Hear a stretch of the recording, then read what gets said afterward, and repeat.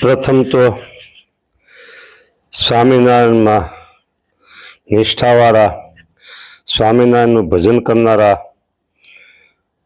સ્વામિનારાયણના સમસ્ત આશ્રિતોને આ સેવકના હૃદયપૂર્વક ભાવથી સસ્નેહ ખૂબ જ હેતથી જય સ્વામિનારાયણ. વાલા ભક્તો, જલજીરણી એકાદશી, બીજું નામ છે પરિવર્તની એકાદશી. હવે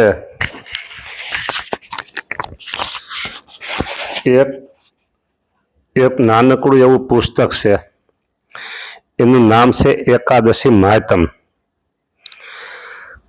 કઈ જગ્યાએથી પ્રકાશિત થયું હોય એટલું બધું મને ખબર નથી, પણ રાજકોટ ગુરુકુળમાંથી પ્રકાશિત થયેલ છે એટલી મને ખબર છે. એમાં 26 એકાદશીઓનો મહિમા,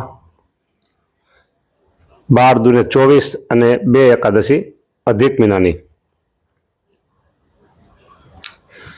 એટલે આમ જોઈએ તો 24 અને આમ જોઈએ તો 26. હવે આપણે 26 એકાદશીમાં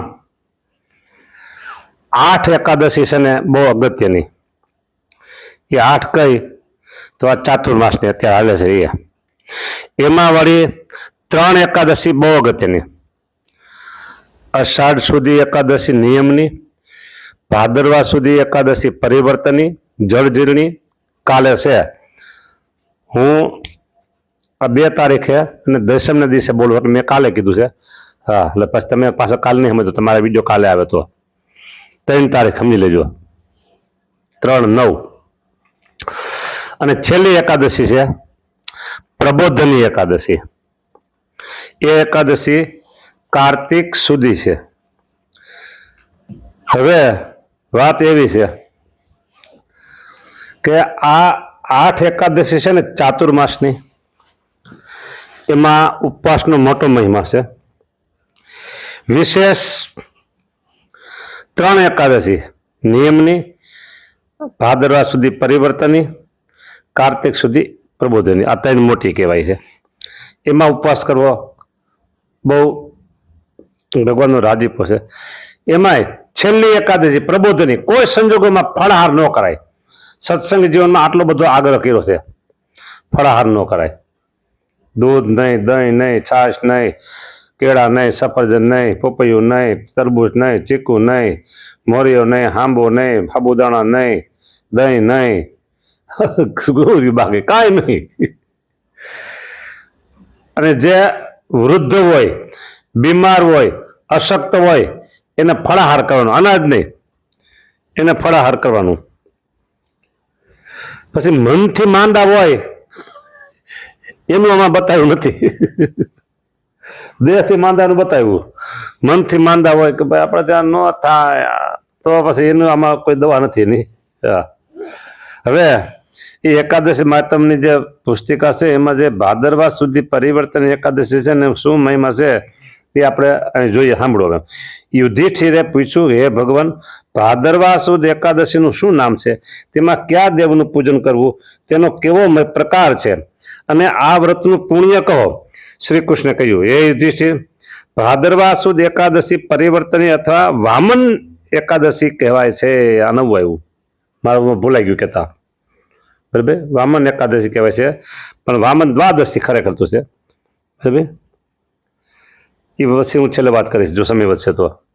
સઘળા પાપોને હરનારી, મહાપુણ્યકારક અને સ્વર્ગ તથા મોક્ષને આપનારી છે.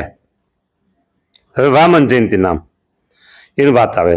આ ઉત્તમ વામન જયંતિનું વ્રત પાપોનો નાશ કરનાર છે. શુભ ગતિની ઈચ્છાવાળા પુરુષે આ એકાદશીનું વ્રત કરવું. જે મારા ભક્તો ભાદરવા સુદ એકાદશીના દિવસે વામનજીની પૂજા કરે છે તે નારાયણની સમીપમાં જાય છે. હા, અષાઢ સુદ એકાદશીના દિવસે પોઢેલા ભગવાન આ એકાદશીના દિવસે પડખું ફેરવે છે, તેથી પરિવર્તની એકાદશી તરીકે ઓળખાય છે. હવે સાંભળજો, આ દરેક એકાદશીમાં પારણા લગભગ સવારમાં જ હોય, 12ના દિવસે. બરાબર, પ્રબોધની એકાદશી અને આ એકાદશી મોટી એકાદશી થઈને એમાં છે ને પારણાની ઘણી વખત આમ ગળમથલ થાય છે. ક્યારેક 10 વાગે, ક્યારેક 11 વાગે, ક્યારેક 12 વાગે, ક્યારેક 3 વાગે, ક્યારેક 4 વાગે, ક્યારેક 5 વાગે, ક્યારેક 7 વાગે પારણા થાય. હા, સાંજના 7 વાગે એમ થાય, બપોરના 12 વાગે એમ. બરાબર. અને રાજકોટમાં એક સારામાં સારા ભક્ત, જે ભક્ત ન કહેવાય પણ એ મુક્ત કહેવાય, એનું નામ KS ડીઝલવાળા શાંતિ મહારાજ ત્રિવેદી. એ એવું કહેતા, બહુ સારા. એને તો મોટા મોટાનો જોગ સમાગમ બહુ કરેલો. એમાં ખાસ જે જુનાગઢ મંદિરના બાળકૃષ્ણાનંદ બ્રહ્મચારી કહેવાય, ઓહો જબર સ્થિતિ વાળા. બરાબર. એટલે એ એવું કહેતા શાંતિ મહારાજ, બાળકૃષ્ણાનંદ બ્રહ્મચારી મેં દર્શન જેવા તેવા કર્યા છે, સરખા નથી કરેલા, કારણ કે હું બહુ તેથી નાનો એટલે. પણ શાંતિ મહારાજ એમ કહેતા, એની સાથે હું બહુ રહ્યો, કે જો એકાદશી આ ભાદરવા સુધી એકાદશી છે, એનો તો તમારાથી ઉપવાસ થાય તો સારી વાત, ન થાય તો ફળાહાર કરી લેવાનું. પણ યુટર્ન આવ્યો.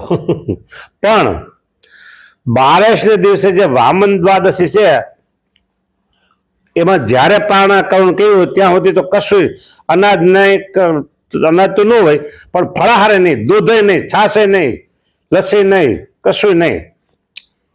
અને એકાદશી ઉપવાસ કરી લેવાનો, ફળાહાર કરી લેવાનું. હા, ન થતું હોય તો, પણ 12ને દિવસે તો નહીં. એનો મોટો મહિમા છે એવું કહેતા એ બીજાને. હવે તમારે જે સમજો, હું તમને ફોર્સ નથી પડતો, જે વાત આવી કીધી. યુધિષ્ઠિરે કહ્યું, હે મહારાજ, હે કૃષ્ણ, આપ કેમ પોઢો છો? કેમ શરીર ફેરવો છો? તમે બલિરાજાને કેમ બાંધો? ચાતુર્માસમાં ધર્મ કરવાની ઈચ્છાવાળા પુરુષોએ કયું વ્રત કરવું? આપ પોઢો છો ત્યારે મનુષ્યો શું કરે છે? આ મારા સંશયનો વિસ્તારથી ઉત્તર આપો. હવે મેં કીધું પછી વાત કરીશ, એ વાત મેં કરી દીધી, એટલે પાછું પૂછતા નહીં. હવે કઈ વાત કરજો? આ વામન એકાદશીને કીધું ને, એક દી ફરાળ 2 દિવસે ઉપવાસ હોય તો પહેલા દિવસે ફરાળ કરી શકો, બીજા દિવસે ઉપવાસ ખાસ કરવો, એ વાત બધી. બરાબર. હવે આ પ્રશ્ન પૂછ્યો, એ વાત કીધું. હા, સંશય વિસ્તારથી ઉત્તર આપો મારા સંશયનો. બલિરાજાની કથા સાંભળો. શ્રી કૃષ્ણે કહ્યું, હે નૃપોત્તમ, એટલે રાજાઓમાં ઉત્તમ, પાપને હરનારી એક ઉત્તમ કથા તમે સાંભળો. પૂર્વે ત્રેતાયુગમાં બલિ નામનો દૈત્ય હતો. તે મારો પરમ ભક્ત હોવાને કારણે નિત્ય મારી તેમજ બ્રાહ્મણોની પૂજા કરતો અને યજ્ઞો કરવામાં નિરંતર તત્પર રહેતો હતો. બલિ આવો મહાત્મા હતો, છતાં ઇન્દ્રની સાથે દ્વેષ કરી મેં આપેલું સ્વર્ગ જીતી લીધું અને આ લોક પણ જીતી લીધો. તેથી સઘળા દેવો એકઠા થઈ ઋષિઓની પાસે આવ્યા, સાથે મારી પાસે આવ્યા અને મારી પૂજા કરી. તેથી મેં 5મો વામન અવતાર ધારણ કર્યો. પછી મેં ઉગ્ર રૂપ ધારણ કરી બલિરાજાને જીતી લીધો. મને દાંત આવે, પણ હવે આ શું કરું કયો?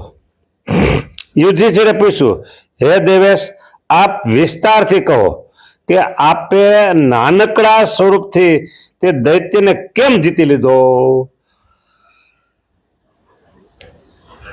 જબર પ્રશ્ન આવ્યો.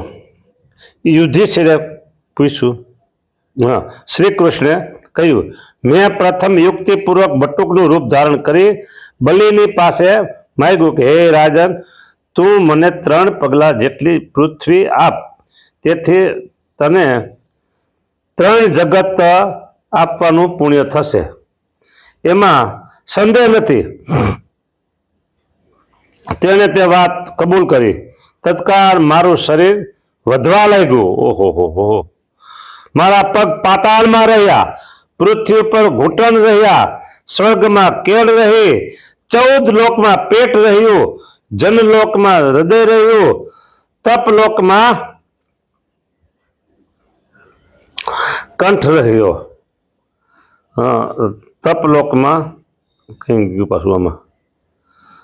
હા, પાતાળમાં પગ રહ્યા, પૃથ્વી ઉપર ઘૂંટણ રહ્યા, સ્વર્ગમાં કેળ રહી, મહરલોકમાં પેટ રહ્યું, જનલોકમાં હૃદય રહ્યું, તપલોકમાં કંઠ રહ્યો, સત્યલોકમાં મુખ રહ્યું. તેથી સૌથી ઉપલા ભાગમાં મારું માથું રહ્યું. આમ મારું શરીર વધી ગયું. પછી મેં બલિનો હાથ પકડીને કહ્યું કે હે અનળ, એ એક પગલાથી આખી પૃથ્વી માગી લીધી હતી. ઓહો, હું કરું કયો આમાં?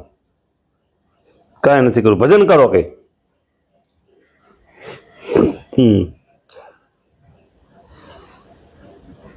બીજા પગલાથી સ્વર્ગ વગેરે માપી લીધા, અને હવે મને ત્રીજું પગલું રાખવાનું સ્થાન આપો.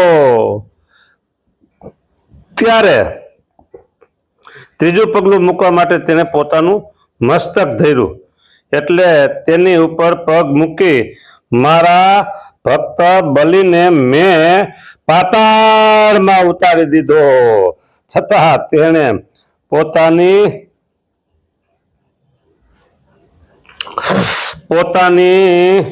મર્યાદા લોપી નહીં. આથી હું પ્રસન્ન થયો. પછી મેં મહાભાગ્યશાળી બલિરાજાને કહ્યું, હે માનદ, હે બલિરાજા, હું નિરંતર તારી પાસે રહીશ.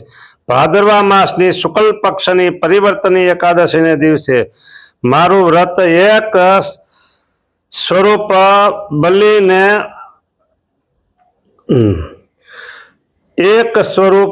બલિને પાસે છે, અને બીજું સ્વરૂપ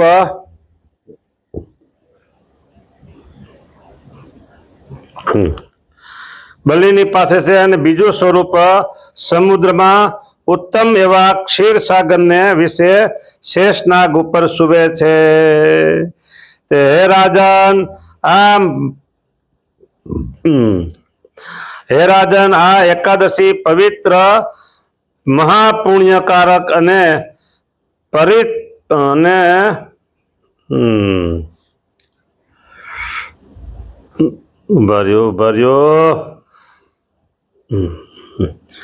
પુણ્યકારક અને પાપનો નાશ કરનારી છે. માટે તે દિવસે પ્રયત્નપૂર્વક અવશ્ય કરવું, વ્રત કરવું જોઈએ. આ એકાદશીના દિવસે 3 લોકના પિતામહ નારાયણ પોતાનું શરીર ફેરવે છે. માટે તે દિવસે તેમનું પૂજન કરવું. આ એકાદશીના દિવસે દહીંમાં ચોખા નાખીને તેનું દાન આપવાથી અને તે રાત્રે જાગરણ કરવાથી મોક્ષ મળે છે.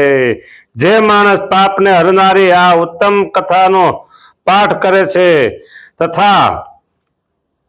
અથવા કથા સાંભળે છે, તેને પણ અશ્વમેઘ યજ્ઞનું ફળ મળે છે. આવી રીતે સ્કંદ પુરાણમાં ભાદ્રપદ માસની